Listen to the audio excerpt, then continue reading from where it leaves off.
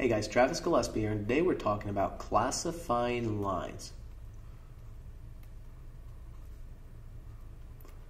I'll fix that G in just a second. Alright, and what we'll discuss today is how lines interact with each other based off of the plane that they're in. But let's talk about planes for a second. I know that a plane continues in all directions forever, it never ends. So if this were my plane here that I'm representing, and I were to just draw some lines here, and I'm going to create those arrows in just a second. So we've got an arrow, and we're just saying, hey, this plane continues on forever in all directions.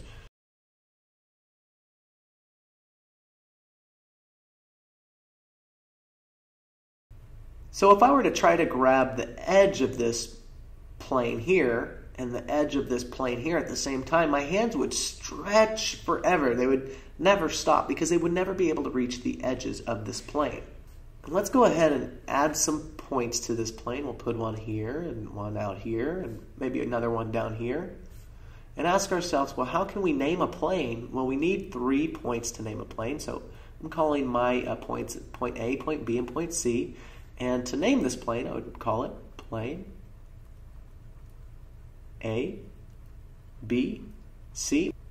Or I could put these letters in any order and name the plane based off the order of those letters. But there's a second way of naming planes. I'm just going to put a little divider here.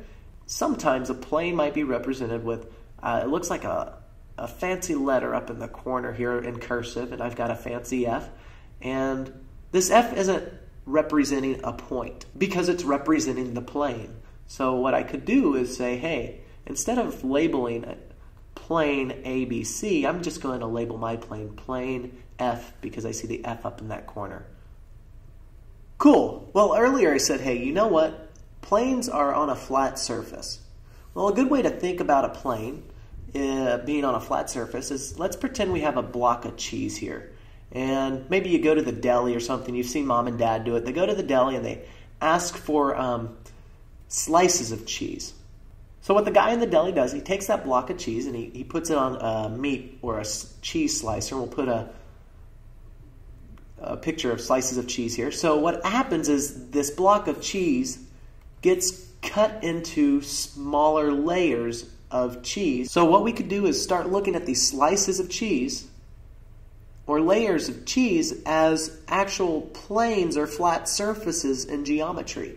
And what if I were to draw lines that intersect on just this one slice of cheese or just this one plane? What relationships would they have? And could we give these intersecting lines names? Well, I'm going to go grab a new color and let's go over to this block of cheese. And what if we had a line running across this top edge here and also a line running across this bottom edge? What relationships would these two lines house? And could we give these lines names?